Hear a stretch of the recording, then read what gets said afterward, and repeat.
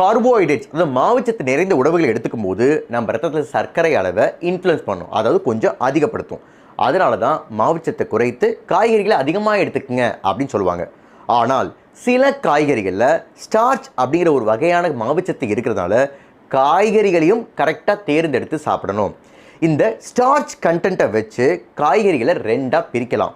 ஒன்று நான் starchy vegetables, இன்னொன்று ஸ்டார்ச்சி வெஜிடபிள்ஸ். இப்போ நான் ஸ்டார்ச்சி வெஜிடபிள்ஸ்னு பார்த்தா நார் சத்தும் ஜாஸ்தியாக இருக்கும், நீர் சத்தும் ஜாஸ்தியாக இருக்கும். சர்க்கரை அளவை ஏற்றுமா ஏற்றாதா அப்படின்னா முக்கால்வாசி நான் ஸ்டார்ச்சி வெஜிடபிள்ஸ் சர்க்கரை அளவை ஏற்றாது.